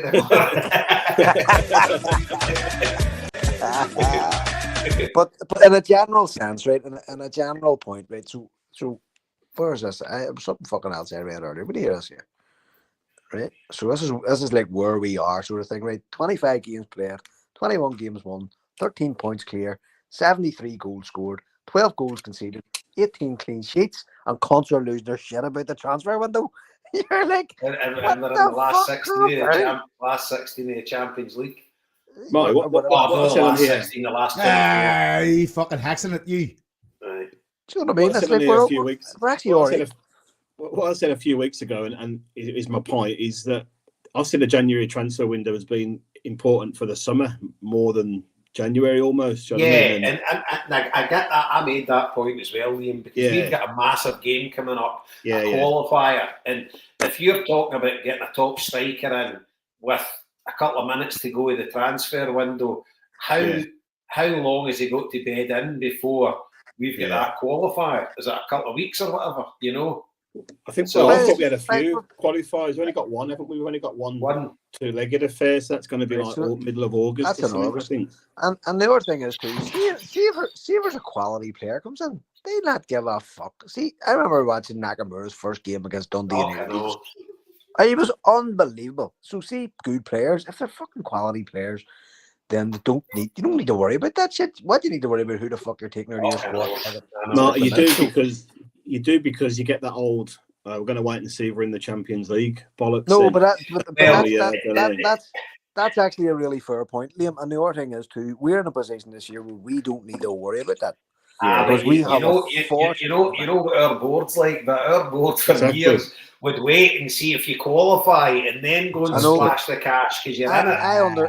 I can understand that. I can understand where they're coming from, Jason. But here's the fucking news. No, I can't because the biggest game is the qualifier. But hear me out. In the last year, we have had, and it may actually happen again this month. We have had to issue missives to the fucking stock exchange because we're too rich. We've actually had to inform the stock exchange that our income is beyond our expectations. So baby, listen to Nelly. There's no excuse this year. The money is there. Go and fucking spend it. Fucking dividends coming to fucking, is it South Belfast you're in? Upper Twinbrook. Upper Twinbrook. Aye. So enough of the transfer window, but at the end of the day, I'm just fucking delighted we've got Jota back. I couldn't really care about anything else. That's just fucking... See that match last night, Jason. See, like even within the first 10 minutes, the football was fucking fantastic. Yeah. Like it was just brilliant, absolutely brilliant. Back heels and fucking flicks, and it was just class. See the wee flick that he done down in the left, the one he shinned it and he flicked it to the side. Oh, for fuck's sake! Do you know what? Do you know what? Do you think, as well as having Jota as a player and a talent, do you think his being there as well is a presence, and like the fact that he's able to do, everybody else goes, fuck me, let's step it up here. Well, I'll tell you one thing, how good was Nicholas Kuhn when he came on as a sub? Oh. Do you know, and it's, by the way, it rubs off. You know, you're playing with these guys, you're training with these guys, and like, fuck it. I mean, how good is it that you play every week in a team, right, and they bring in these guys to complement what you're already playing with? It must be fucking amazing. You know, and these, it's fucking, I'm going to stop talking about it, but I just can't believe he's back. See all that fucking world-class basic shit, Jason? That's what it is. That's it there. You're going like you're basically class. Do you know what I mean? You're fucking your baseline is amazing. Do you know what I mean? Your baseline is Nicholas Kuhn. And like we said it last week, wasn't it? We were on the last night I was on anyway. That's what I was saying. We have had this like all conquering season, but you're pointing out players going, well, he hasn't had his best season, and he hasn't had his best season, and he hasn't been amazing, and he hasn't been amazing. But we've been fucking unbelievable. You know, when you look... I've just looked at the chat there again. PML, fucking amazing point. How good's Rio Hatate been the past few weeks? See, after people starting to doubt him, he's been fucking sensational. But he pisses me off because you know what his ability is. You know that he could be a step up again, and like he's taken on the Ryan Christie role of fucking hoofing the ball. See that chance against Villa that he had, and he just basically fucking. It's mad. It's not. Martinez. I was like, come on, put your leg through that at least. Again, his basic play is fucking outstanding. Aye. You know what I mean? And you're going like, what the fuck? Why do you keep taking the fucking head staggers when you get up? I know, but it's he probably wouldn't be playing with us if he didn't have that, you know. And that's it. Just sort of, we've got another guy up front that's just a good athlete, Marty. No, listen. I knew it was going to come to that. Okay, here we go. He's had that. He's had that in the holster. The whole fucking podcast going, when will I hit this cunt? When will I hit this cunt? I was getting all hot and bothered talking about Jota. See the fucking state I'm in the now, talking about the king. Oh my God almighty. That goal last week. See Oh my God! Brilliant. Marty dropped off. Marty's gone, is he? Last year's Hey, day, shut it. Marty said it today. he spotted where he was and he we put the missed you there, perfect mate. ball across. Marty, Marty, you'll need to start again. You cut out. Hello, am I not Aye, on? we can hear you now, but you cut out there. What bit did I finish on? You just actually started talking, then you went away. So start again. Right. So what I was saying was, I have been fulsome in my praise of Days and Meada this year, whether or not it has been Days and Meada himself who something has clicked within him, or whether or not Brendan Rodgers is telling him to do something, or telling them maybe not to do something. He has been fucking outstanding. Now, see the match the other day against Motherwell, where he put that fucking ball across the Jota. That is the most cast iron incident that I can point to this year to go, that's the difference in him. He looked up, he picked his fucking pass, and it was perfect. Whereas last year, he'd have fucking probably put that wide or hit the fucking corner flag or something. His decision making has improved unbelievably, and his athleticism has, as far as I can fucking see anyway, has got even better, which is hard to fucking fathom, really. He is having a complete purple season, and God bless him. I hope he keeps going. And the header that he put in against Motherwell too was like watching Henrik Larsson. Don't know whether anybody else got the same vibes. Oh, 100%. It was the lead. It was the position, the lead, the hype, the lat. And he just sort of hung in the air, waited on the ball coming to him. And by the way, props to fucking Anthony Ralston too. It was a lovely, lovely cross in. It was that's one thing about Ralston. Ralston puts in a brilliant cross, doesn't he?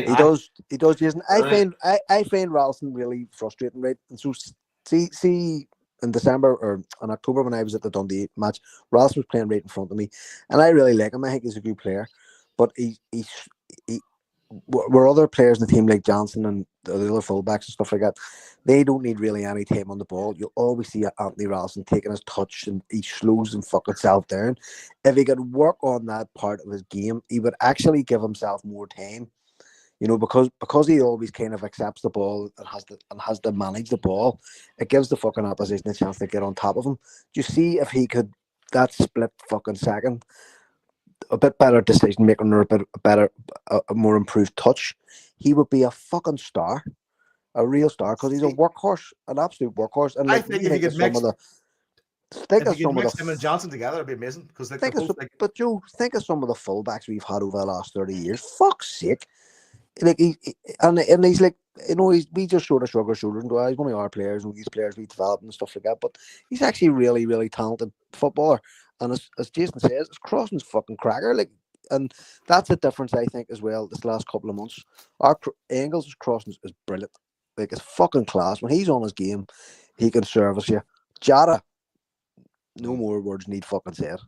And see if you have your fullbacks and people like Kuhn and whatever weighing in with crosses and stuff, and hopefully possibly set pieces, we're going to have a fucking really great run on.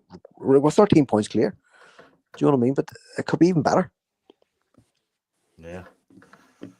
I love Anthony Ralston. In fairness, I think Anthony Ralston doesn't overlap better than Alistair Johnson. To be honest with you, I think his ability to just fucking get that ball and really take a touch and send it in low, high, great cross. I think he's just he's one of my fucking kind of favorite players. Obviously, Johnson's better than him, but I think if you could pair the two of them together as one player, they'd be fucking outstanding. Zoe's him. What's that? Did you see Zoe loves him. She got his name on one of her tops there the other week. And when we're up at Celtic, the guy's like, who you want on the top? She's like, Ralston. You looked at her like, don't get many of these requests. do you know what we would do for similar in the left back position? Yeah, because see guys like him, they're worth their weight in gold. They're willing to sit on the bench, but they're always ready when called upon, and they're not causing you any problems whatsoever. You know, and he's not the greatest player in the world, but he's got an amazing work ethic. He's got some great things about his game, but he's no top class, and I'm sure he would admit that himself. But he's a bloody good player, and I just think, because obviously the Swiss Army knife Schlopp that we've signed, he's on loan to the end of the season. Don't even think there's an option to buy. If Greg Taylor leaves, then we're going to have to sign an Anthony Ralston type player at left back. you know, to be the understudy for Tierney. So you guys like him, or if there is somebody coming through the youth team or whatever, you know, you get them up, and if they're willing to be, I just think it's a gift for Celtic to have a guy like him that you've got, because you've no doubt about it, right? See, if Alistair Johnson was to leave, we would be in the market for another right back. It wouldn't be going to Anthony Ralston, but Anthony Ralston will always be a top backup, and I think he's kind of happy to play that role. I'm not saying if another team doesn't fancy him, comes in, offers him their money or whatever, he might leave, which he's entirely entitled to do because he's not playing every week. But I just think a guy like him is absolutely brilliant for Celtic to have at the club. Yep, I totally agree. Aye. Totally agree. Aye. But the King Maeda, right? See we get to the summer transfer window. See if we don't sign anybody, but we give him a 3-year deal on top money, and he signs it, I'll be fucking more than happy. That guy is an absolute fucking living legend. He's a machine. I have never seen a football player like him in my life, and I'm talking about with any club. And I know he's not the best football player in the world, but my God, he's irreplaceable. It's impossible to replace that guy. There's nobody in world football we could buy that would replace him. You know what? I was watching him last night, Jason, and I was thinking, I think this guy may have chosen the easiest sport he can play. I reckon he could do something way harder than this. He's that much of a fucking freak. Like, I'm not convinced he's human. That's insane. It's insane. Like, he's just fucking. See if he was. I mean, I've said I've no idols or anything like that, right? I always support the shops, don't care who's wearing them and all that, right? Obviously, love to see Jota coming back and all that, but if he goes, fuck him, right? But see if Maeda leaves, I can't fucking shed a tear. I'm telling you, I fucking love the guy, man. I fucking love you. I love you, man. Honestly, 53-year-old and I fell back in love with a football player. I never ever thought that day would happen. Here's the thing, though, Jay. You know yourself, even if he does leave, he'll be back in the Highlands in 4 years. Oh, for fuck's sake. Of course. See what I'm telling people about him down south, like what's unique about it, or one of the things unique about him, see how often, like he obviously plays left wing, so he's up against the right back. See how often he tackles the left back and like wins the ball off the full back on the opposite side of the park. He does it almost like once a game. It's fucking incredible how he manages to do that. Absolutely incredible. I think there was a time whenever we were getting used to his ability to run everywhere and be everywhere. I was watching a game, and I think he appeared for a tackle, and I was like, who the fuck's that guy? Because you're not expecting him to be there. I mean, he's that player. You're like, oh, fuck, there he is. Because suddenly he's one end of the pitch, the other end of the pitch, and he's fucking breaking up plays, getting a pass. And you're like, what the fuck? This is like having 3 players. There was a bit in the game last night, and it was about the fucking 87th minute. He's done a 40-yard run. And then, by the way, once he didn't win the ball back, he sprinted back. And you're like, what the fuck are you doing? He must be an absolute manager's dream. You know, going back the Schluppy laugh. Did you not? Nobody else think he reminded you of Cham? He looked all right. No, but Cham, he looked like Cham. Cham was on steroids. He nearly scored at the end last night. He's that sort of tight, sort of, doesn't have a great stride. That sort of busy looking fucking run. He just reminds me of the Chamber coming on. I wouldn't want to run into him. Can we just have it's hard to bring this up, I have to say, Joe, especially for you, mate. What?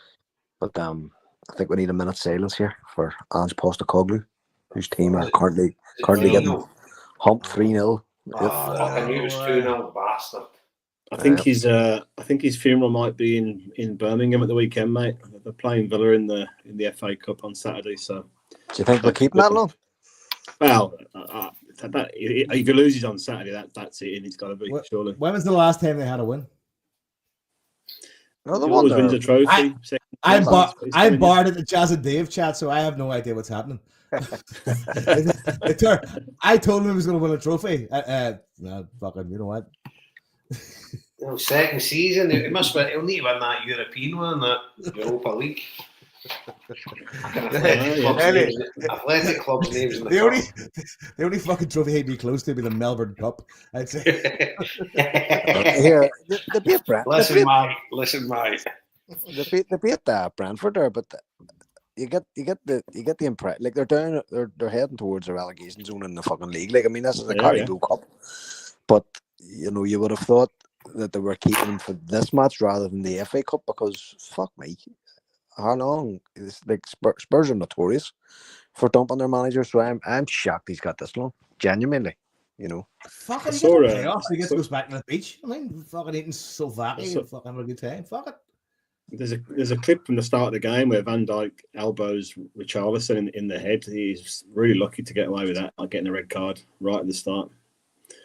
But see, whenever when Postecoglou was here, devil worship bastards. when Postecoglou was here, like see even seeing him now on the sideline and all, he looks a little boy lost. Whereas at fucking Celtic, he was out running, shouting and directing traffic and whatever else. But I haven't seen any of that from him at Spurs at all. You know, that kind of was his first season.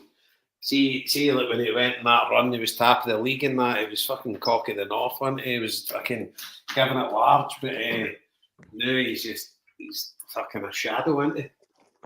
Fuck him anyway. It's interesting that the Spurs fans seem to sing about Levy rather than about Ange. Aye, yeah. At the games, interesting. Well, their attitude is I can't brought Ange in, plus all the other fuckheads have had the sack for the last. There's four of their ex-managers are now top managers. Yeah, no. Which kind of tells you where the root of the problem might be. Aye. And again, if anything, see these documentaries of fucking we've seen these flying wallheads of football. If anything, they've exposed throughout all of them is like when you have somebody that runs a football club well, as in like they have a good structure above them, they have a good head about them, and nobody's a fucking egomaniac and a megalomaniac, you can't actually make a football club successful. But see when it's all fucking dickheads with egos and money and big wages, it just turns into a shit show, and nobody wants to do it. Let's not forget that fucking wanker Levy was one of the biggest investors in the zombie Huns. Was Did he lose money? He put 20 million. Was that through Enoch? Enoch, yep, 100%. Yeah. So see all this like a fucking absolute fucking goon. Do you know what I mean? Did he lose money? Because I want to know if he lost money. He lost everything. Dude. He lost everything. He lost like everybody else. And that's what he tried to sue Rangers to get his money out. And they were going, get into the queue, you fucking dickhead. We owe everybody. There's a face paint there in front of you. Here's a QR code. Here, scan that. It'll be the website called Fuck Off. So for all his fucking business acumen and whatever else, he might be a good businessman somewhere, but he knows nothing about football business, and that has been proved over 30 years. So you can understand why the cunts are singing about him. See with Ange as well. Like, see, obviously he's quite cold with the players, and he's smart ass with the press, which is all fine when you're winning all the time. Yeah. But obviously when things start going to shit, he's looking a bit of an idiot in these press conferences now. He's kind of. Do you know what? Kind of. Do you know what it is? I kind of watch a few of them going like, "You're kind of coming across as that wanker in that famous Australian fucking news video we all knew about you, where we thought you were cool. Now you're coming across as that wanker." Yeah. Aye, he's it's not a good look, isn't it? No. No, you kind of come. Yeah, you're a bit of a cantankerous, arrogant wank.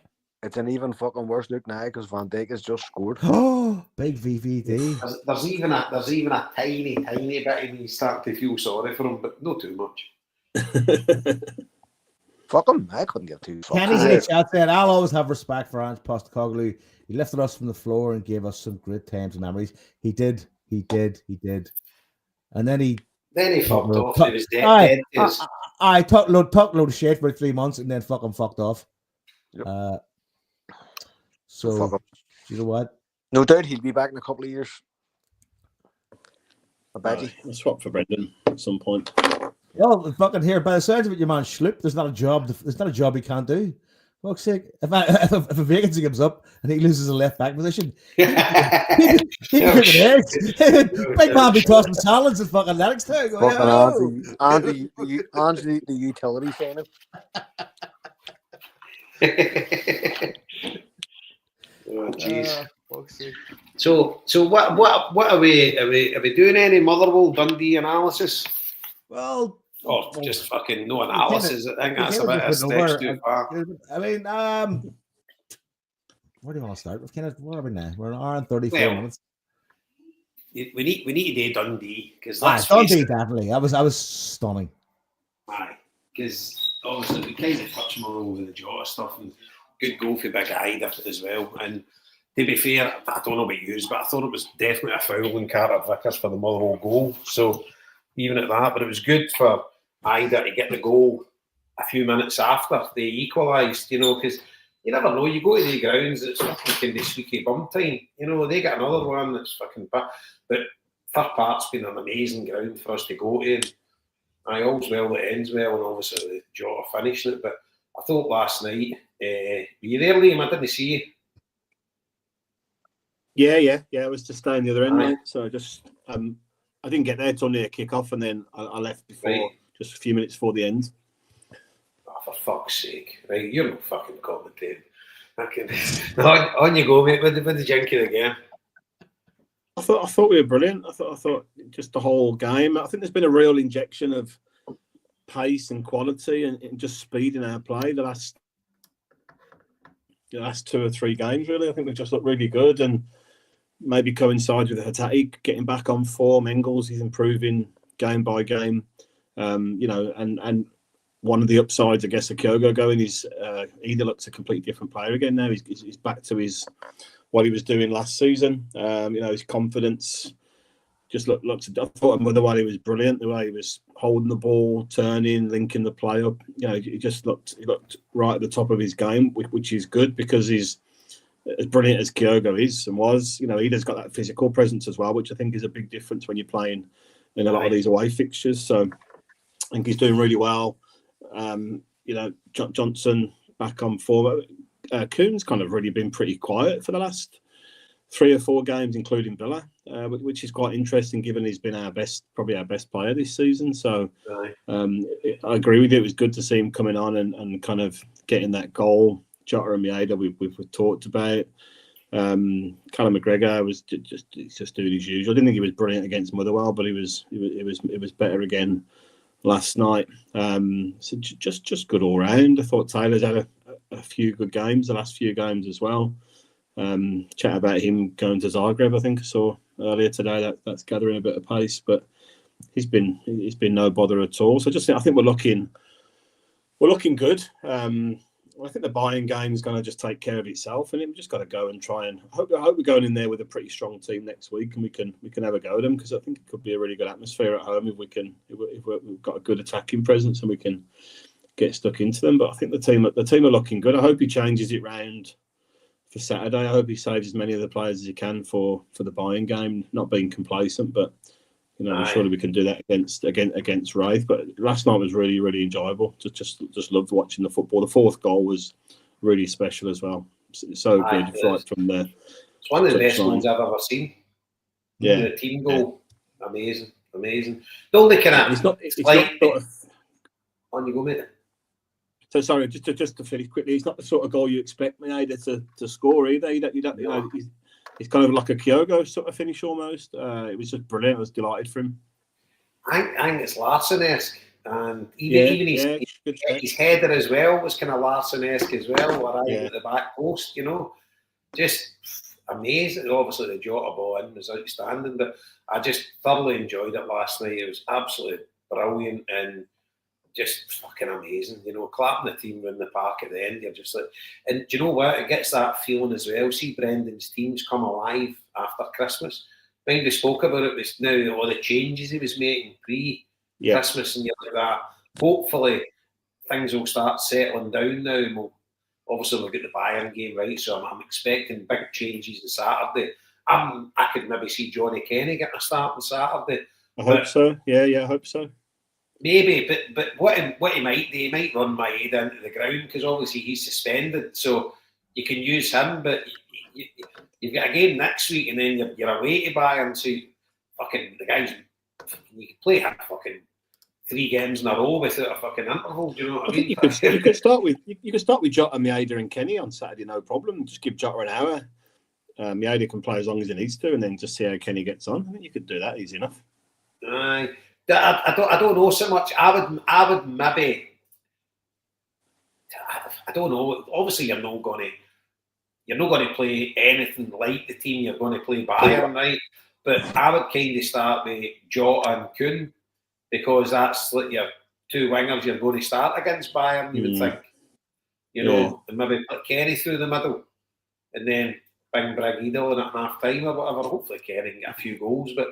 I don't know. I think Luke McCown maybe get a run out the Scales maybe, but there's scope there to play some of the younger ones or whatever, so I don't know, but we'll wait and see. But if you go back to the Dundee game, that 4th goal was one of the best goals I've ever seen. The only thing that took away from the perfect goal was Engels' ball kind of get intercepted a wee bit that took the pace off it and it fell kind of perfect for Maeda. But what a fucking finish, man. Unbelievable. But that's what they were saying on Radio Scotland last night, Jason, that there was like a goal of the year competition happening just last night. In the one game. Because that goal that Maeda goal, like it started down at our corner flag. The fucking football was brilliant. You know what I mean? Seeing them playing it out, and it's just fucking absolute class. Really class. Starting for Jota and the bottom corner flag, Jota kind of does a couple of passes, ends up with the ball back to him, back in the corner flag. And then it's out to, I think it was McGregor, then McGregor plays it to Engels. And what a ball was for Engels, see the fizz in that. And obviously it's kind of got a bit fortunate with kind of touch the Dundee boy go on it. And then it just forced him right in. What a fucking finish. I'm right behind it. Oh, beautiful, beautiful. Kuhn's goal as well, an absolute fucking peach. I thought Big Ida took his goal brilliant, and I liked the way off his knees, Jason. He was actually on his knees, and he managed to get up and roof it. It was absolutely outstanding. But he gets the first shot away, and then it gets deflected back, and then he's got up, and but it just shows you his confidence that he's got now. See, because he is like the main man, I just think he's buzzing. He obviously gets his goal at Motherwell as well. And he's fucking this is me, this is my stage now. And I'll be honest with you, regardless of which striker we sign, see if he keeps on with this form, you're 2 goals away in the Champions League against an English Premier League team. You wouldn't bet against him getting a goal against Bayern, at home. And if he keeps in this form, whoever we get in January, they need to oust him. This is his time. This is him making that position his own. That whoever comes in is going to oust him, and he is number 1. Yeah, and it's one thing we never mentioned about the Villa game. Bayern and Juventus both went there and didn't score at Villa Park. Yeah, so what you said, we did well to get a couple of goals there. Bayern lost 3-0 away to Feyenoord. Villa beat them 1-0, and Juventus never scored there either. Aye. Fucking hell, you're not getting good. And see it's like, I don't know how I can't even mind my train of thought now. But just he's doing absolutely fantastic. He's just, I think he's finding his feet, and he's now the main man, and just that's going from strength to strength, and that's what I was thinking. He probably fits into the Brendan Rodgers style better than Kyogo. I know it's a small sample size for Kyogo's left, but let's face it, Kyogo, whether it's what Marty was saying, that he spat the dummy and he just wasn't fucking doing it, but Ida is like, did any listen to the Open Goal podcast? I know they did huge. I just listened to it when I'm out walking the dog. No. But they that Blair Spittle on that plays with Hearts. And the funny thing is, they discussed the Motherwell game, and they didn't even, I've not listened to it all, but they didn't even mention Jota, which I found weird. But that Blair Spittle, he was at Motherwell now, he's went to Hearts. And he mentioned Ida. He says, "Fucking hell!" He says, "He's lightning." And he says, honestly, and he says, he's as strong as an ox. He says, see when you play against him, he says, I think he's an amazing player. I can't remember the exact words, but he says, I think he's a top player. You know, and he's obviously played against him. So I think Big Ida, I've got big hopes for the big game. And he's loving it, isn't he? But he seems quite chilled, you know, he seems quite doesn't seem to, when he celebrates, he obviously, when the goal went in against Young Boys, he went absolutely bonkers. But normally he seems quite chilled, you know, after he scores, isn't that? Doesn't he fucking go overboard? And when he talks as well, you see him in interviews, he sounds like you remember Mr. Snuffleupagus from fucking Sesame Street, the big deep voice? He sounds like him with a Cork accent. See when he scored against he created that goal against Motherwell, Jason. They got disallowed, the own goal. Yes. They got chalked off. He seemed to do like these cup in his ears thing at the Celtic fans, which was a bit odd, but all the other celebrations he's been absolutely buzzing the last few he's been on the huddle board and reading those fucking threads going, what these cunts probably these cunts talk about 9 million. Fuck these cunts. God fucking forgive him if he was. Jesus Christ. As I said last week when he fucking scored, Ada Basher can puff my fucking pipe. That's it. Gargle my balls, Ada Bashers. Aye, but just brilliant. He's clearly a talented player, and there's a couple of things you need to get right. First of all, you need to get him right. You need to get him confident, and as Jason was saying, if balls fall to him, then he's able to have a rat at it. But also, too, you have to give him service. Do you know what I mean? You have to get balls to him, and that goal he scored last night, it was a rebound. The goal was at Hatate, hit the first one, and it was saved. No, he hit the first one, and then Jota followed up. Then Jota followed, and then he gets it back. Right, that's what it was then. Do you know what I mean? So that's more instinctual, and you only do that when you're feeling good about yourself. Because if you're doubting yourself, you sky that one up. You're not even getting on the end of the rebound. You know. Right. So again, you know, good service to him. He will fucking score. No doubt. He'll get more aerial service, Marty, with Jota there as well. 100%. Yep. You know, Jota's really good at putting him sort of what we put in from the Ida yesterday. But he's good feet, Liam. You know, I mean, he's really good feet. Yeah. And he's fast. And the goal against Young Boys, you know, was the fucking speed of him. Like he took off at a rate of knots, you know. But I think as well, Marty, see the 2 goals against Villa, right? He can adjust his feet very quick, and he gets the shot away quick.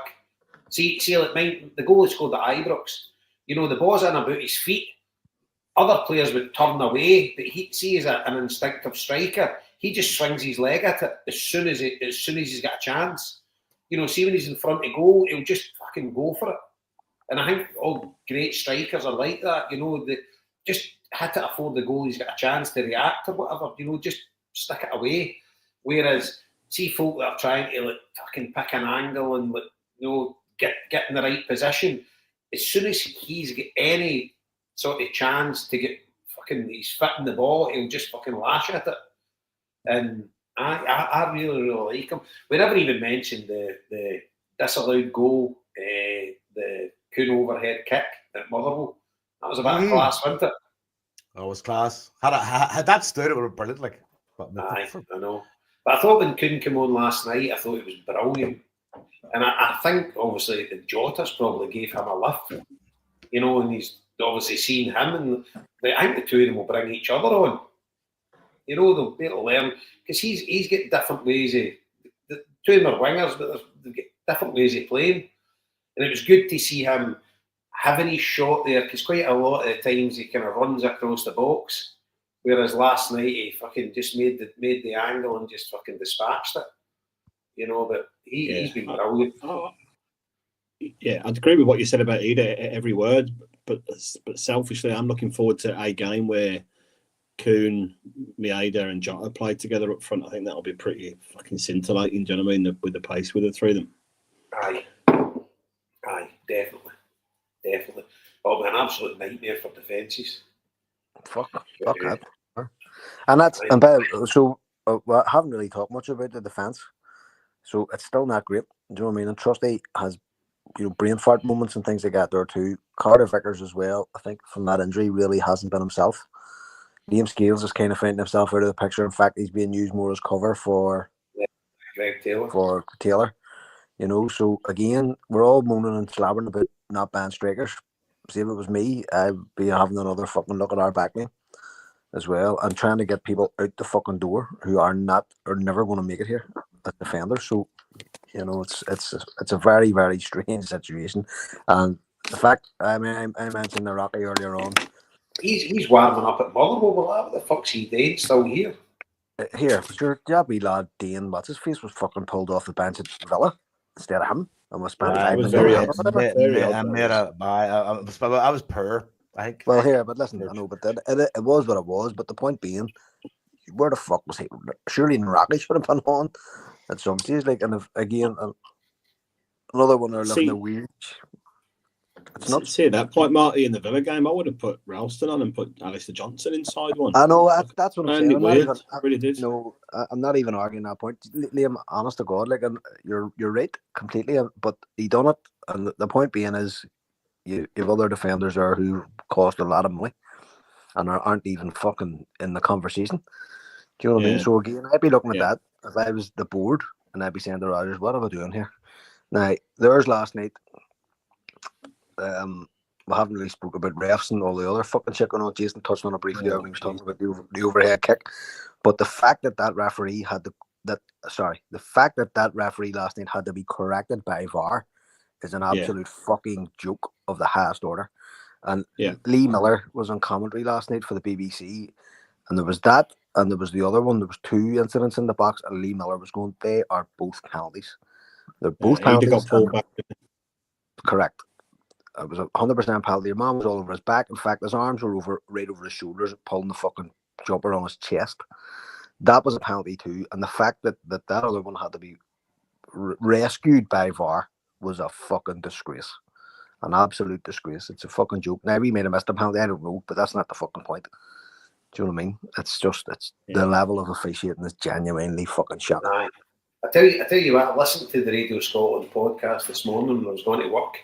And I thought Lee Miller was absolutely brilliant. He talked about Celtic. He was brilliant, Jason, and he was brilliant on sport. He was the co-commentator on Sportscene as well, and he was excellent. Really not pro Celtic, but he was just positive. He was saying this is great, it's good to watch. He wasn't fucking saying I'm a Celtic fan. Fuck all. I'm sure he's not. But he was a breath of fresh air. You'll probably never fucking see him again. They'll probably bury him. He's obviously I think his lad, I think his wife, but his new wife, obviously his wife died, God rest her, but his wife, I think their family are all Celtic fans sort of thing, so probably has got maybe feeling for Celtic, I don't know. But he came across really, really well, and look, it's good to have guys like that, fucking rather him than fucking Packy Bonner or something, for fuck's sake, just listening to guys like that. But it was dead good listening to him when I was walking to work today. He was very, very complimentary of Celtic. He's like, we've got a great chance of being back. We can't fucking calm down, mate. He's like, if they play like that, he says, they don't fear anybody. And he says, I'm talking about any team in Europe. I'm like, for fuck's sake. But if you listen to the Radio Scotland podcast, he was fucking buzzing about Celtic. And I'm like, fucking playing Dundee, mate, come on. But no one to fucking Debbie Downer, but we need to fucking keep our feet in the ground here, but you never know. So, and by the way, 2 hours in here, are we wrapping this up the fuck, or are we keeping going? What's left? Well, there's not much else left to cover, is there? Just one thing, really. Just one thing about the tickets for the away. Whether we'll get to the away game or not for buying. I'm not going anyway. But what do you reckon is going to be the outcome there? I think we'll get tickets. But I reckon the pyro thing was like was it one person, one dopey cunt? Aye, one smoke bomb. Do you know what? That's a bit different than an entire fucking bunch of cunts doing it. Well, I think too that Celtic can point out that it didn't come from the fan section; it came from the hospitality section that they didn't have tickets for. That's probably a mitigating factor.